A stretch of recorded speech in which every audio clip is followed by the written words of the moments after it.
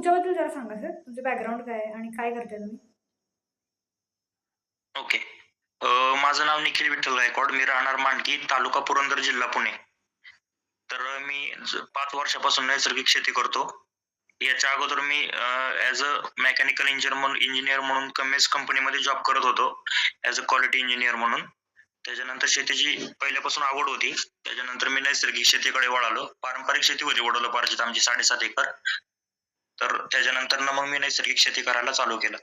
तर सुरुवातीला मी आठवडे बाजार येथे माझा शेतमाल विक्री करत होतो. त्याच्यानंतर प्रतिभा यांच्याशी संपर्क साधल्यानंतर कॉन्टॅक्ट झाला. त्याच्यानंतर मी त्यांच्यासोबत आता काम करतोय विक्रीसाठी. असं माझं काम आहे सध्या. ओके. म्हणजे तुम्ही ते स्वतःच्या शेतात तुमचं काय? शेतामध्ये पालेभाज्या, फळभाज्या सगळंच राहतं. सगळं आपल्या ग्रुपवरती पुण्यामध्ये सप्लाय होतं. ओके. आणि कलिंगडाबद्दल काहीतरी सांगा सर. कलिंगड तुम्हाला काय क्वेश्चन असतील तर तुम्ही विचारा, मी सगळे उत्तर देतो. ओके. तर ते किती वर्षांपासून तुम्ही करताय सर? कलिंगड माझं आहे तिसरं पीक आहे. म्हणजे पहिले 2 वर्ष फेल्युअर मध्येच गेले. या वर्षी 80% सक्सेस झालेलं आहे. अजून पण अडचणी खूप तयार आहेत. म्हणजे येत आहेत अजून. ओके. म्हणजे तुम्ही डायरेक्ट ऑर्गॅनिक पासून चालू केलं का आधी केमिकलचं करत होता आणि नंतर मग शिफ्ट केलं तुम्ही? नाही, डायरेक्ट ऑर्गॅनिकच करतोय मी. कलिंगड फर्स्ट टाईम पूर्ण प्लॉट फेल गेला होता माझा. म्हणजे काय नो प्रॉफिट नो लॉस, पूर्ण लॉसच झाला होता. पहिलं वर्ष माझं फेल्युअर मध्ये गेलं होतं. दुसऱ्या वर्षी त्यातनं शिकून जरा अंदाज आला. त्याच्यानंतर परत 70% सक्सेस मिळालं. या वर्षी 80%, म्हणजे अजून 20% मी फेल्युअर मध्येच आहे. अजून नैसर्गिक शेती करायचं म्हणलं की प्रत्येक ठिकाणी अडचणी येत राहतात. निसर्ग आपल्या हातात नाहीये. या वर्षी टेम्परेचर म्हणजे मागच्या 2 वर्षापेक्षा या वर्षी टेम्परेचर भरपूर वाढलेलं आहे. त्याच्यामुळे अडचणी खूप वाढलेल्या राहतात. ओके. तर जेवढं केमिकलला सोपं आहे तेवढं नैसर्गिक मध्ये खूप अवघड आहे. दिवसाला टेम्परेचर चेंज होतं. आता ते ऋतू कधी आता सोबत चालू राहतात. सकाळी थंडी राहते, दुपारी ऊन राहतं, संध्याकाळी पाऊस पडतोय 4 नंतरनं. त्या ठिकाणी कॉम्प्लिकेशन भरपूर राहतात आपल्याला.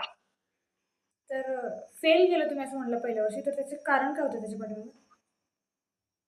कारण म्हणजे मी कधी कलिंगडची शेती केली नव्हती आणि मला अंदाज नव्हता काय करायला पाहिजे. समजा आता टेम्परेचर वाढलं तर सनबर्निंगचा प्रॉब्लेम खूप होतो. सनबर्निंग मध्ये काय होतं, कलिंगड पूर्ण टेम्परेचर वन टाइम एका जागेवरती उभं असल्यामुळं सनबर्निंगमुळे ते खराब व्हायला सुरुवात होते. तर त्याच्यात जवळजवळ 70 ते 80% प्लॉट माझ्या हातात गेला होता माझा. काहीच करू शकलो नव्हतो. अख्खी फळ माझी फेकून म्हणजे जागेवरती खराब झाले.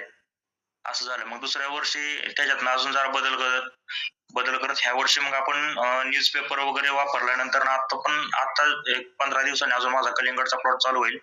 त्याला अजून काही डॅमेज नाही झालेलं माझं. म्हणजे असं शिकत पुढे जावं लागतंय नैसर्गिक शेतीमध्ये. ओके. मग तुमच्याकडे काही सर्टिफिकेशन वगैरे काय आहे का सर? नाही, सर्टिफिकेशन वगैरे नाही केलेलं आपण काय. ओके. लोक आपल्या शेतावरती बघायला येतात, व्हिजिट करायला येतात. आपण एक 2 महिन्यापूर्वी फार्म व्हिजिट घेतली होती पुण्यातल्या लोकांची सगळ्यांची. 40-50 लोक आपल्या शेतावरती फार्म व्हिजिटला आले होते. ओके. मग त्याचं शिक्षण कुठून घेतलं तुम्ही? का असंच तुम्ही स्वतः प्रयोग करून शिकत गेलात? नाही, शिक्षण म्हणजे मी पहिल्यापासूनच शेती करत होतो. तर शिक्षण म्हणजे मी जस्ट फार्म व्हिजिट केल्या होत्या पुण्यामध्ये वगैरे, असं भरपूर ठिकाणी शिकूनच केलेलं आहे मी असं. शिक्षण नाही घेतलं कुठं काय. कारण मी पहिल्यापासून शेतीच करतो. ओके. आणि जे बियाणे तुम्ही वापरता त्याच्या ट्रीटमेंटसाठी तुम्ही काय करता आधी? मी बिया डायरेक्ट परचेस करतो आणि नर्सरीमधून उगवून घेतो, रोप तयार करतो आणि मग ते डायरेक्ट रोप लावतो. आणि लागवड करताना जीवामृतमध्ये स्प्रे करून मग लागवड करतो त्याची. ओके. आणि केमिकल वगैरे काहीच यूज करत नाही तुम्ही? हो. नाही, केमिकल काहीच नाही. 0%. जीवामृत 100%. जीवामृत, शेणखत, लेंडीखत. आणि म्हणजे केमिकल्सच्या ऐवजी काय वापरता तुम्ही? म्हणजे आता बऱ्याचशाच गोष्टी असतात ना, कीटकनाशक हे ते. तर त्याचे अल्टरनेटिव्ह सांगा. कीटकनाशकसाठी आपण दशपर्णी अर्क वापरतो, चिकट सापळे वापरतो आणि जमिनीसाठी शेणखत, लेंडीखत ते वापरतो. 8 दिवसाला 200 लिटर असं जीवामृत कंटिन्यू ड्रिप मधनं चालू असतं ते. आणि तण वगैरे असतं भरपूर, तर त्यासाठी काय करता तुम्ही? काय ते? तणासाठी काय करता? तणासाठी लेबर कडून काढून घ्यावं लागतं. ओके. लेबर रोज 3-4 लेबर कंटिन्यू ठेवावं लागतात आपल्याला. मग त्याच्यासाठी केमिकल वगैरे काय वापरत नाही? नाही, केमिकल काहीच नाही. ऑर्गॅनिक शेतीमध्ये केमिकल काय चालत नाही आपल्याला. केमिकल तणनाशक जर का यूज केलं तर जीवाणू सगळे मरून जातात. त्यामुळे आपल्याला तणनाशक चालत नाही.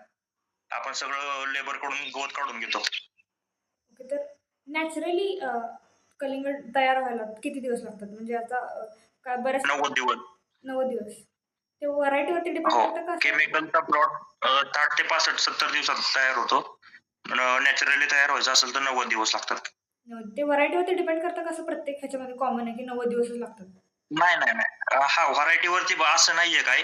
पण नॅचरली जर का तयार करायचं असेल, तर 85 ते 90 दिवस कुठली व्हरायटी घ्या तेवढे दिवस लागतातच. 85 केमिकलला कसं होतं, जर का प्लॉट तयार नाही झाला आणि जर का रेट असेल, तर ते केमिकल वगैरे सोडून ते तयार करतात प्लॉट तसा. केमिकलमध्ये भरपूर ऑप्शन राहतात. नैसर्गिकला ऑप्शन नाहीये काय. दिवस कंप्लीट झाले तरच तो प्लॉट तयार होतो. ओके. तर पुढचा प्रश्न असा आहे सर, हं. की केमिकलची शेती लोक करत नाहीत कारण त्याच्यात म्हणजे केमिकलची शेती करतात कारण ह्याच्यामध्ये खूप चॅलेंजेस असतात. तर ते चॅलेंजेसची मला लिस्ट सांगा, की काय-काय चॅलेंजेस येतात ऑर्गॅनिकमध्ये? ऑर्गॅनिकमध्ये कसं होतं, ऑर्गॅनिकमध्ये केमिकलला काय होतं मॅडम, की आपल्याला पाहिजे तसं करता येतं आणि प्रोडक्शन जास्त निघतं. नैसर्गिकमध्ये तसं नाही. आपल्याला जे काही आहे ते निसर्गाची आपल्याला लढाई करत पुढे जावं लागतं. कारण की उद्या काय होईल सांगू शकत नाही. जर का उद्या ढगाळ वातावरण आलं, तर लगेच दशपर्णी अर्काचा स्प्रे घ्यावा लागतो, मावा वाढतो. तसं केमिकलला नसतं. अल्टरनेट डेजला पण ते जमिनीत केमिकल सोडतात, वरनं पण स्प्रे घेतात. तसं नैसर्गिकमध्ये नाहीये. कॉम्प्लिकेशन भरपूर राहतात. या वर्षीचा माझा खरबुजाचा जो मस्कमेलनचा प्लॉट होता, मध्ये 4 ते 5 दिवस कंटिन्यू धुकं राहिलं होतं. अख्खा प्लॉट माझा म्हणजे फेल गेला. जो 70,000 ते 80,000चं माझं त्यात नुकसान झालं होतं. त्याच्यात जर का मी एक केमिकल स्प्रे घेतला असता, तर माझ्या प्लॉटला काही डॅमेज नसतं झालं. हं. असं आहे. म्हणजे इथं आपण प्रामाणिकपणे काम करतो आणि ते फार्म व्हिजिटला आल्यानंतर ना लोकांनी बघितलं, की किती किती नुकसान होतं. म्हणजे आपण आता मी जवळ-जवळ 4 ते 5 वर्ष झालं मी काम करतो याच्यात. तर हे जे नैसर्गिक शेती करायची असेल आणि जर का भाजी पुरवायची असेल, तर ते पूर्णपणे विश्वासाच्या जोरावरती आपण काम करू शकतो. असं आहे. ओके. मग एवढे सगळे चॅलेंजेस असताना म्हणजे तुम्ही आता सांगितलं, की तुमचं 70,000चं नुकसान झालं. तरी पण काय असं आहे, की त्यामुळे तुम्ही हे कंटिन्यू करताय? आवड पाहिजे मॅडम. आवड असेल तर माणूस काही पण करू शकतो. आज मला पण 50-60 हजाराचा जॉब लागला असता. मी पण मेकॅनिकल इंजिनिअर केलेलं आहे. कमीच कंपनीतला जॉब सोडून मला पण आवड होती म्हणून मी शेती करतोय. आत्ताच्या युगात जर का जवळ आता आमच्या गावाचं क्षेत्रफळ 700 ते 800 एकर क्षेत्र आहे.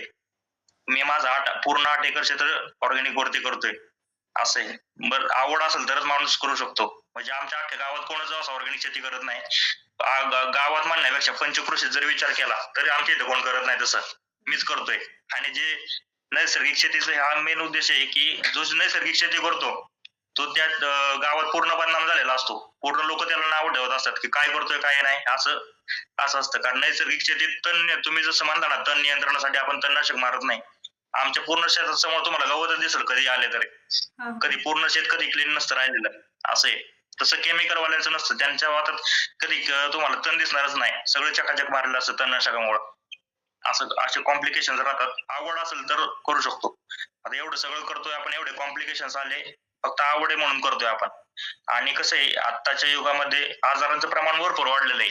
कॅन्सरचे वगैरे आजार भरपूर वाढलेले आहेत. हं. आणि लोकांना हे भाजीपाला पाहिजे, पण पुरवणारं कोण नाहीये. हां. तर त्याच्यासाठी आपण काम करतोय सध्या आता. ओके. तर पुढचा प्रश्न असा आहे सर, की तुमच्यावरती लोक विश्वास कसं काय ठेवतात? कारण तुम्ही म्हणालात, की तुमच्याकडे सर्टिफिकेट वगैरे काही नाहीये. जे गव्हर्नमेंट प्रोसेस असतात हो. ते एन-पी-ओ-पीचं वगैरे सर्टिफिकेट असतात. त्यामुळे एक थोडासा विश्वास बसतो लोकांना. हं. मग कसं हं, ते हं, हं. मार्केट कसं मिळवता तुम्ही त्याचं? विश्वासाचं म्हणला तर आपण जर का भाजीपाला बाहेरनं घेतला, तर त्याच्या क्वालिटीत आणि चवीमध्ये फरक पडतो. जर का आता आमच्याकडची भेंडी किंवा लोकलची जर का भेंडी घेतली, आता आमच्याकडची भेंडी घेतली तर फ्रिजमध्ये न ठेवता 8 ते 10 दिवस भेंडीला त्या काहीच होत नाही. म्हणजे खराब पण होत नाही. जशी केमिकलची भेंडी जर घेतली, तर 2 दिवसात ती सडायला चालू होते. त्याच्यानंतर आपल्याला मग ग्राहकांना पण तेवढा विश्वास पटतो. आणि जरी आता आपण ज्या शेतकऱ्यांना म्हणजे ज्या ग्राहकांना भाजी देतोय, त्यांच्या प्रत्येक शेतकऱ्याकडे आपलं लोकेशन दिलेलं आहे. तुम्हाला जेव्हा पाहिजे तेव्हा तुम्ही आमच्या शेतावरती येऊन व्हिजिट करू शकता, की भाजीपाला कसा तयार होतोय, आपण जे खातोय अन्न, ते ॲक्चुअली कसं तयार होतंय. हे तुम्हाला पूर्ण आणि आम्ही प्रत्येक ग्रुपवरती अपडेट देत राहतो आठवड्याच्या आठवड्याला. लागवडीपासून हार्वेस्टिंग पर्यंत. जीवामृत सोडण्यापासून सगळं कोणतं पेस्टिसाइड आपण यूज करतोय, कसं तयार करतोय आणि कोणत्या दिवशी कितव्या दिवशी मारतोय, ह्याचे सगळे अपडेट आपण प्रत्येक ग्रुपवरती शेअर केलेले राहतात. त्याच्यामुळे लोकांना विश्वास राहतो. ओके. म्हणजे तुम्ही ते अपडेट्स देत राहता म्हणजे टचमध्ये राहता तुम्ही तुमच्या हो, हो. कस्टमरशी. अपडेट आमच्या ग्रुपचे नियमच आहेत तसे, की आपण सगळे अपडेट देतो.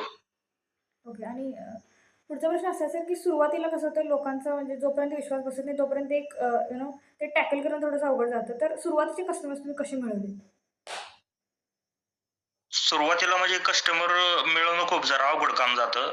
जर मी आठवडे बाजारात भाजी म्हणजे विक्री करत होतो, तर विश्वास संपादन करणं खूप मोठं काम राहतं. मी अक्षरशः पालेभाज्या फुकट वाटलेल्या आहेत लोकांना, का तर लोकांना विश्वास बसावा. आणि लोकांना पटवून देताना ब्रेन एखाद्या नवीन जर का कस्टमरचा जर का ब्रेन वॉश करणं काम आहे, तर ते खूप अवघड राहतं. आता ऑर्गॅनिकमध्ये आणि केमिकलच्या भाजीमध्ये रेटचा खूप डिफरन्स राहतो. आपण जर का केमिकलच्या रेटमध्ये भाजी विक्री करायचं म्हणलं, तर आपल्याला प्रॉफिट 0 राहतो. As compare to production. जर का केमिकलला जर का 10 टन प्रोडक्शन निघत असेल कलिंगडचं, तर नॅचरलमध्ये 3 ते 4 टन उत्पादन निघतं. त्याच्यामुळे आपल्याला रेट थोडा जास्त ठेवावा लागतो. हे लोकांना पटवून देणं खूप जरा अवघड जातं. सुरुवातीला मी आठवडे बाजारात ज्यावेळेस काम करत होतो, त्यावेळेस लोकांना पटवून देत होतो. त्यावेळेसच मला प्रतिभाताईंचा संपर्क मिळाला होता आणि त्यानंतर मी त्यांच्या ग्रुपमध्ये जॉइन झालो होतो. ओके. असं होतं. आणि प्रॉफिट मध्ये आहात तुम्ही का म्हणजे असं फक्त नुकसानच आहे? नाही, प्रॉफिट आहे ना. प्रॉफिट 100% कष्ट केले तर प्रॉफिट 100% ओके. आणि आता मला आमचा सध्या स्टडी कलिंगडवरती चालू आहे मोस्टली. तर त्याच्या स्टेप्स सांगा तुम्ही पहिल्यापासून समजा ऑर्गॅनिक कलिंगड कसं बनतं पहिल्यापासून ते शेवटपर्यंत म्हणजे बिया लावण्यापासून ते सुरुवातीला आपण नर्सरीत सुरुवातीला आपण बी घेतो. बी नर्सरीतनं उगवून घेतो, रोप लावतो. लावताना त्याला जीवामृत सोडलं जातं. त्याच्यानंतरनं ह्युमिक ॲसिड आपण तयार करतो. ह्युमिक ॲसिड कसं तयार करतात? तांदूळ जो असतो, रेशनिंगचा जो तांदूळ असतो, तो भिजत घालायचा. तो मिक्सरमधून बारीक करायचा आणि त्याची पावडर तयार करायची. ते जीवामृतमध्ये मिक्स करून जर का ते सोडलं, तर तांदुळामुळं कलिंगडची मुळी फास्ट वाढते. मुळी फास्ट वाढल्यानंतरनं जे आपण शेणखत जमिनीत टाकलेलं आहे, त्याचे अन्नद्रव्य ते शोषून घेतं. असे आणि दर आठवड्याला 200 लिटर जसं क्षेत्रफळ आहे तुमचं, त्या हिशोबाने आपण जीवामृत सोडत राहतो. त्याच्यानंतरनं मग सप्तधान्य अंकुर असे वेगळे म्हणजे असे औषधं आपण तयार करून त्याच्यावरती स्प्रे घेतो. परत आणि ड्रिपमधनं पण त्याचं औषध सोडत राहतो शेवटपर्यंत. ओके. तर हो. पुढचा प्रश्न असा आहे, सर ओळखायचं कसं की हे कलिंगड ऑर्गॅनिक आहे की केमिकलचं आहे? ओळखायचं तसं टेस्टवरती पण समजतं आणि क्वालिटी म्हणजे कसं जर का बाहेरच्या मार्केटचं असेल तर त्याला गोडी कमी राहते.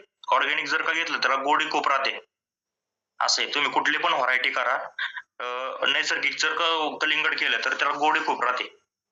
नॅचरलला कसं जरा गोडी कमी राहते. पोचट लागतं जरा ते. हं. त्याच्यावरती समजतं. आणि एखाद्याला जर समजा शिफ्ट करायचं असेल म्हणजे केमिकलपासून जर ऑर्गॅनिककडे वळायचं असेल तर त्यांना काय सांगाल तुम्ही? तसं करायचं म्हणलं तर सुरुवातीला शेतकऱ्यांनी शेणखत टाकण्यापासून सुरुवात केली पाहिजे. पूर्णपणे केमिकल बंद केलं पाहिजे. त्याच्यानंतरनं सुरुवातीला 3 ते 4 वर्ष प्रोडक्शन खूप कमी निघतं. त्याच्यानंतरनं खरी परिस्थिती चालू होते. म्हणजे खरी क प प परिश्रम चालू होतं, की बाबा काय अडचणी येतात. कारण की जोपर्यंत 3 ते 4 पाऊस होत नाहीत, ती माती पूर्णपणे धुवून जात नाही, तोपर्यंत आपल्याला काय करता येत नाही. म्हणजे प्रोडक्शन कमी निघत राहतं. कारण की एकदम जर का केमिकल स्टॉप केलं आणि एकदम जर शेणखत वाढवलं, ती मॅच जमिनीला तेवढं ताकद मिळायला वेळ जातो. त्याच्यामुळे तिथं शेतकऱ्यांनी सातत्य राहिलं पाहिजे. की बाबा अजून आपण प्रयत्न करत राहू. अजून हिरवळीची खते तयार करणं जमिनीत, शेणखताचा मारा वाढवणं अजून अशी कामं करावी लागतात. जीवामृत वाढवणं, जमीन जिवंत होते जीवामृतामुळं. तर ती कामं वाढवता आली पाहिजेत अजून. ओके. आणि पेस्टिसाइडमध्ये तुम्ही मगाशी म्हणालात, तर पेस्टिसाइड तुम्ही काय करता? पेस्टिसाइडमध्ये दशपर्णी अर्क तयार करतो आपण डायरेक्ट. दशपर्णी अर्क सगळ्या क्षेत्रात म्हणजे सगळ्या पिकांसाठी तेच वापरतो. अमावास्या आणि पौर्णिमेला 15 दिवसातनं स्प्रे घ्यायचा. अमावास्या आणि पौर्णिमेला स्प्रे का घेतात तर जे कीटक असतात तर ते अमावास्याला अंडी घालतात आणि दुसऱ्या दिवशी त्याचा जन्म होतो. मग ते अमावास्या आणि पौर्णिमेला जर का स्प्रे घेतला तर त्याचा प्रादुर्भाव तिथं 70 ते 80% कमी होतो आणि जो 10-20% राहिला आहे तो चिकट सापळे वगैरे लावून त्याच्यावरती कंट्रोल होतो. नैसर्गिकमध्ये 100% होत नाही. थोडेफार कीड राहतेच. ओके. आणि मला विचारायचं आहे की सुरुवातीला जर एखाद्याने शिफ्ट घ्यायची सुरुवात केली, तर त्याला काय-काय चॅलेंजेस येतील? की म्हणजे त्यांनी आधीच डोक्यात ठेवलं पाहिजे की हे चॅलेंजेस आहेत. तर त्याबद्दल जरा सांगा तुम्ही? हो, हो. चॅलेंजेस म्हणजे कसं आता प्रत्येक शेतकऱ्याला प्रत्येक ठिकाणचं क्लायमेट वेगळं आहे. तर त्या हिशोबाने त्याला क्लायमेटनुसार त्याला चॅलेंजेस येत राहणार. त्याच्यानुसार त्यांनी तयार राहावं. बाबा काय केलं पाहिजे, थोडासा स्टडी केला पाहिजे अगोदर, की बाबा हे असं वातावरण झालं तर काय कोणता स्प्रे घेतला पाहिजे, अद्रक लसूण पेस्टचे स्प्रे घेतला पाहिजे का दशपर्णीचा स्प्रे घेतला पाहिजे, काय केल्याने काय होईल. हे जोपर्यंत प्रत्येक शेतकरी प्रॅक्टिकली करत नाही तोपर्यंत त्याला जोपर्यंत अनुभव येत नाही, पुस्तकी किती जरी शिकलं तरी त्याने स्वतः जोपर्यंत करत नाही तोपर्यंत शिकणार नाही. आता आम्हाला चॅलेंज अजून पण आम्ही म्हणजे अजून शिकतोयच. मी 5 वर्ष झालं करतोय तरी अजून पण आम्ही शिकतोयच. अजून काही चॅलेंजेस पुढे येतील आणि काय करता येईल अजून पण आम्हाला कधी समजत नाही. कारण क्लायमेट आता इतकं खराब झालेलं आहे, कधी काही पण होतंय. त्याच्यामुळे जास्त चॅलेंजेस राहतात. ओके. आणि प्रॉफिटची अपेक्षा कधीपासून केली पाहिजे? कारण युजुअली म्हणतात की 3 वर्षानंतर तुम्हाला सर्टिफिकेट मिळतं, नंतर ते तुमचं इन्कम चालू होतं. तर बरोबर आहे तसं. प्रॉफिटला 3 ते 4 वर्ष जातातच. म्हणजे सुरुवातीला कसं होतं, अंदाज येईपर्यंत, माल हातात येईपर्यंत. नैसर्गिक शेती म्हणजे कसं आहे, हातात येईपर्यंत काही सांगू शकत नाही. हार्वेस्टिंगला आलेला माल अचानक पाऊस पडला तरी जाऊ शकतो. त्याच्यामुळं जरा अवघड पडतं. ओके. आणि सुरुवातीचे कस्टमर्स तुम्ही मगाशी जसं सांगितलं, तर त्याबद्दल तुम्ही काय सांगाल लोकांना, की कसं तुम्ही मिळवायचे ते? सुरुवातीला प्रत्येकाने मार्केटिंग केलं पाहिजे थोडंसं, की बाबा नैसर्गिक शेती काय आहे, कसं आहे, ते अन्न का खाल्लं पाहिजे, त्याच्यानुसार त्याच्यापासून ते खाल्ल्यानंतर ना आपल्या शरीराला काय ड्रॉबॅक होणार नाहीये. आजाराचं प्रमाण आता किती पटीने वाढलेलं आहे. तर हे जर असं लोकांना समजून सांगायला थोडासा वेळ जातो. पण काही लोक असतात 60 ते 70% लोक, ती त्यांना पटतं. जे लोक ज्यावेळेस ती भाजी घेऊन जातात आणि ते जोपर्यंत ती चव घेत नाहीत तोपर्यंत त्यांना समजत नाही. पण ज्यावेळेस ती चव घेतात ना त्यावेळेस एकदा लागलेला कस्टमर तुमच्याकडून कधीच जात नाही, की बाबा ते तुमच्याकडचंच घेणार. भले तुम्ही तिथे ऍबसेंट राहा, ते एक वीक येणार नाही पण दुसऱ्या वीक तुमच्याकडून 100% भाजी घेणार. असं काम. तो ट्रस्ट बिल्ड करण्यासाठी प्रत्येकाने मार्केटिंग स्वतः तयार केलं पाहिजे. दुसऱ्यावर डिपेंड राहण्यापेक्षा स्वतःचं मार्केटिंग स्वतः प्रत्येकाने तयार केलं पाहिजे. ओके. आणि केमिकलचे जे कलिंगड असतात त्याबद्दल तुम्हाला माहीत असेल, तर त्यामध्ये काय-काय जे हे असतात म्हणजे केमिकल्स काय-काय यूज केले जातात ह्याबद्दल थोडंसं सांगा मला. म्हणजे आपल्याला एक डिफरन्स नाही, समजेल. केमिकल तर नाही सांगता येणार मला एवढं, कारण की मी एवढं त्यात केलंच नाही अभ्यास. मी डायरेक्ट सुरुवातीला नैसर्गिकपासून सुरुवात केलेली आहे. कारण केमिकलला मी कधी कलिंगड केलं नव्हतं. आमची पारंपरिक वडिलोपार्जित शेती होती. आमच्याकडे पूर्ण ऊसच होत होता. दुसरं काय आम्ही करतच नव्हतो. ओके. ठीक आहे सर. धन्यवाद. फार छान माहिती मिळाली तुमच्याकडून. तर वेळ दिल्याबद्दल थँक धन्यवाद. You. Okay. Thank you. Okay. Thank you.